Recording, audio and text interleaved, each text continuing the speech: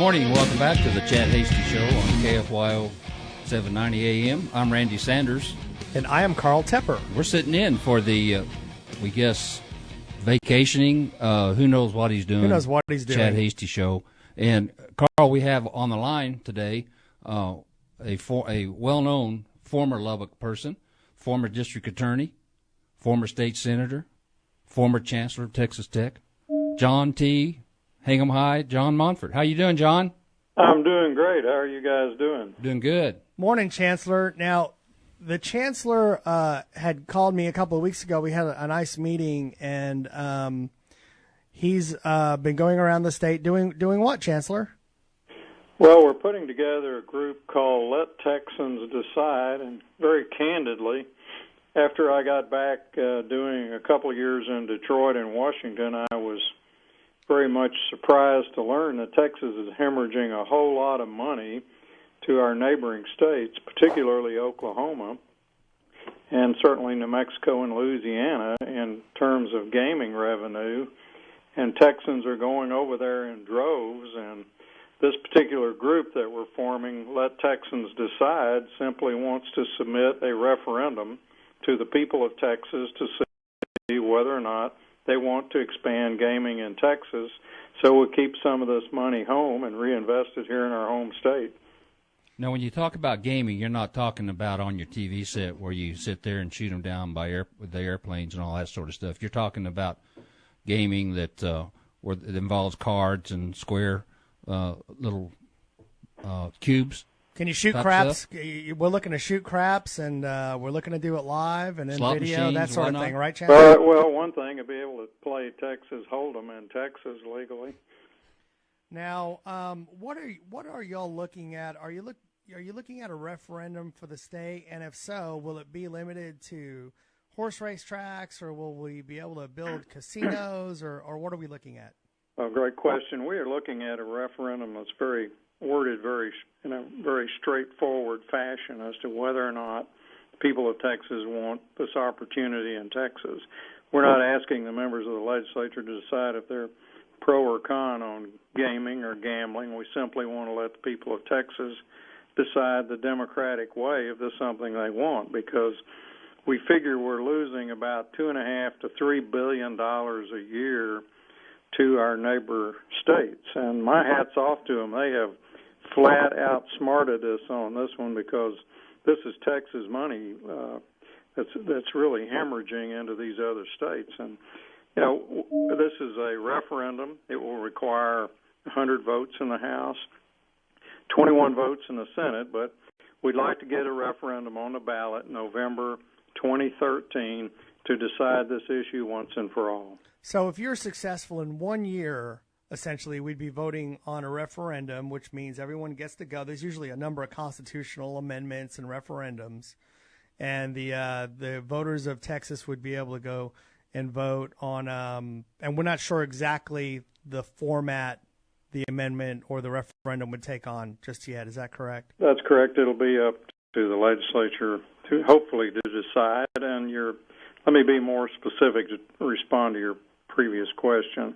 We will start out with a footprint of the tracks, the Native American tribes, and possibly some locations, resort locations along the coastal area of Texas.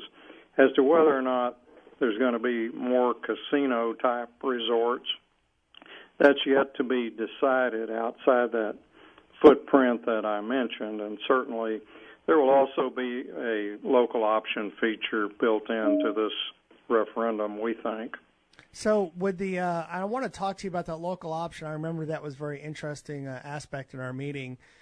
So would the local option take place later? So the state would vote to have gambling in some form, whether at the tracks or on the tribes and that sort of thing. And then later, if Lubbock decided, okay, now we really want to pursue it, Lubbock County or Tarrant County would vote, have another election to decide if they wanted it in their county. Is that how that would work? Well, sort of, but let me be very clear. We don't expect this to occur in widespread locations. It will be initially, we think, relegated to those locations that have licensed tracks the Native American tribe locations and possibly along the coast.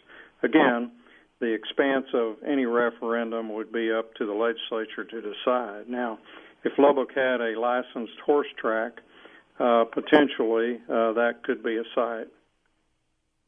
Now, there's some criticism that, there's increases in crime, all kinds of, you're going to have a whole new bureaucracy to regulate gaming, things like that. How do you think you're going to be addressing those issues? Let me take them one at a time, Carl. First of all, relative to the concern about increased criminal activity, the 8-liners that we currently have in Texas, which are essentially borderline legal or allegedly illegal slot machines, those establishments are running rampant in Texas, and they're unregulated, unsanctioned, they're unpoliced. The law enforcement doesn't have enough money or resources to take them on. So the point about illegal activity is it's already going on. Why not have a system where it is legalized, it is sanctioned and licensed, where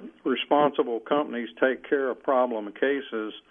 For instance, gambling addiction, they're set up to handle that.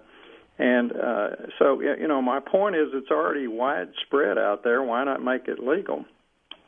And then on the second point, I think that Texans are free-spirited and independent people. We just think the bottom line with us is that the people of Texas are smart enough to decide if they want this or not. And we'd like to see it go to a straightforward, straight up and down vote. We're prepared to live with the result either way.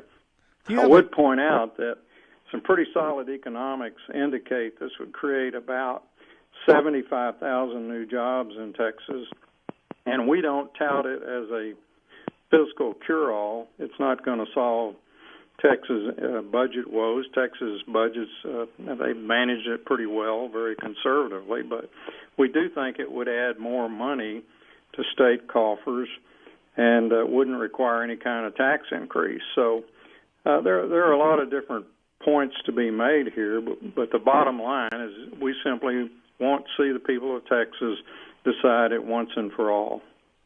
John, if what would you say to our listeners who are interested in this issue? What should they do? Should they contact you, contact elected officials, or just what's the process for our listeners? Yeah, we're forming a new group called Let Texans Decide, and we're going up with a website now, lettexansdecide.com. That would be the best way to get interested and involved in this project. I believe, just in my travels, I think it would pass pretty overwhelmingly if we can get it out there to the people. We just think that we hope the legislature won't try to stand in the way of a referendum because, really, it's a democratic way. And, frankly, I think Texans are sensitive to the fact that they have to leave the state, that the money's leaving the state. Why not at least have a few licensed, sanctioned, regulated locations within our borders that Texans can enjoy?